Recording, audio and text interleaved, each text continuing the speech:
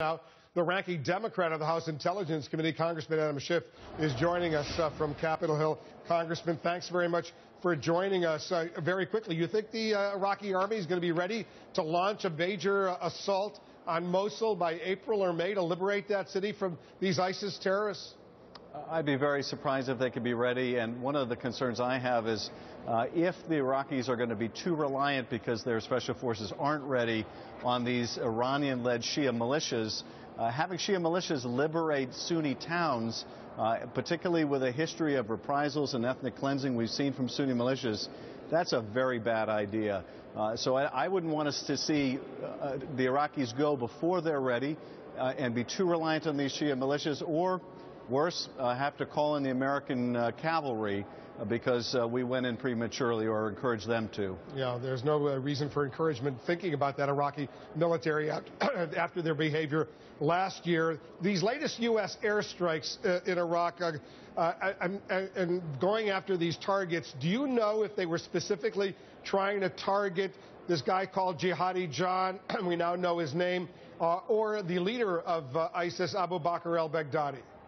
Wolf, I don't know the answer to that, and at this point I'm not able to even confirm the identity. The United States and Britain aren't making any confirmation of these press reports, so that's not something I'm able to confirm. And that's what I don't understand. I assume you've been briefed on all this, but now that the name is public, and we know the British and the U.S. governments have known the name for months and months, so without giving us any classified information or anything, Congressman, why can't you give us more information about, at least confirm what we all know his real name? Well, let me talk generically about why we often don't confirm people's identity, and it's for one of a couple of reasons. It may be because it would reveal some kind of source of the intelligence used to identify that person that we don't want disclosed, or it may be that some of the information that's wrapped in their identity may involve where they're located, and we don't want to give up that kind of logistical information in case there's an effort to go after them. So there may be a variety of reasons. I can't comment on this particular case specifically, whether reports are accurate, or if they're accurate, why that may be the case, but I can tell you as a general matter, those are often the reasons why they would withhold that kind of information. All right, I appreciate that. Congressman, I want you to stand by. We have much more to discuss, a lot of questions about what's going on right now, including more on Jihadi John. Also, this new effort by ISIS to go out there and kidnap Christians, men, women, and children. Much more with the Congressman right after this.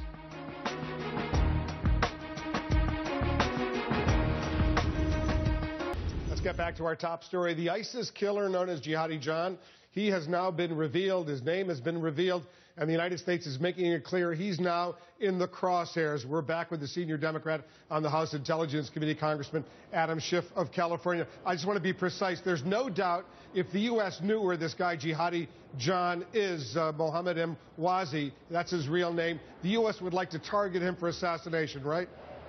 I don't have any doubt that if we had the opportunity to go after him, that we would, along with any of the other ISIL leadership or anyone who's participated in that kind of atrocity. And certainly the leader of ISIS, Abu Bakr al-Baghdadi, he's targeted as well, right? Well, absolutely. Not only because of his leadership of this vicious, brutal organization, but part of their ideology is that he's the caliph, that he comes from a certain line of descent. So you take out the caliph, you take out those potentially that could fall in his footsteps, and you can have a strategic impact on the situation.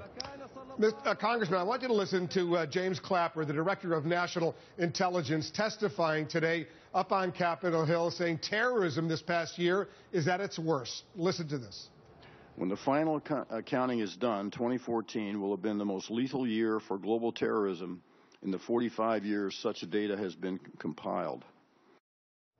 I was pretty surprised to hear that, but you follow it probably closer. That's pretty shocking when you think about it. Well, it is pretty shocking, although when you consider how many thousands, really hundreds of thousands that have been killed in Syria, and you add to that the number that have been killed in Iraq, in Nigeria, and all around the world, it's been a horrendous year. We've had a metastases of this insanity, this terrorist violence, and it's claimed a tremendous number of lives. You heard also James Comey, the FBI director, yesterday saying there are now investigations, surveillance operations underway in all 50 states against suspected ISIS or other terrorist plotters out there. That's pretty shocking when you think about that as well. Well, it is pretty shocking, although I do think we have to put it in context. I would imagine probably almost any year we have investigations in all the 50 states of a variety of terrorism cases. What makes this unique is that these are ISIS-related terrorism cases. I was in the U.S. Attorney's Office back in the 80s and 90s in Los Angeles. We had terrorism cases in L.A. They were about blowing up the federal building over tax disputes. So it's not unusual to have them all around the country. It is unusual to have them all associated with a single terrorist organization. Those 3 Brooklyn plotters arrested yesterday helped organize and finance that so-called operation. He was doing so from Florida. The individual who was arrested in Florida was providing all the money for these trips that were supposedly to take place to Turkey and then Syria. Do we know if that individual was directly linked to ISIS? I don't know the answer to that, and one of the things that we're working through in this case and in others is what is the level of engagement with ISIS? Was this a situation where, as the criminal complaint points out, that some of these people were in touch with a website that's affiliated with ISIS, or was there some more direct involvement? Were they getting instructions from ISIS to finance particular plots?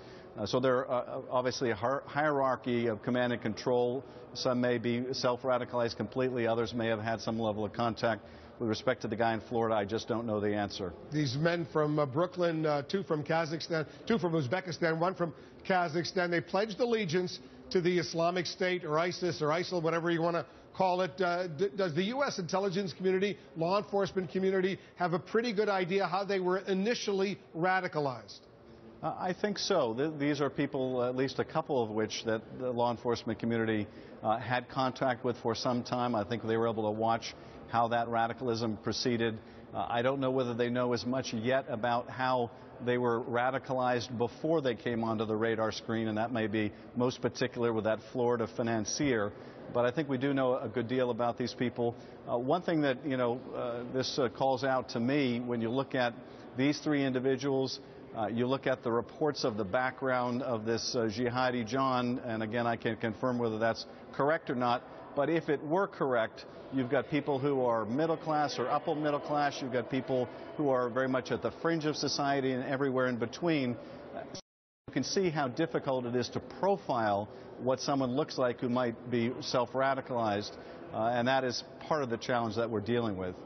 As far as the Prime Minister of Israel is concerned, he's going to be addressing a joint meeting of the U.S. Congress Tuesday morning. There are some Democrats who are deeply angered about this. You've called the whole invitation from the Speaker to the Prime Minister a terrible mistake. Will you be attending that joint meeting of the U.S. Congress to hear what Prime Minister Netanyahu has to say about Iran's nuclear program?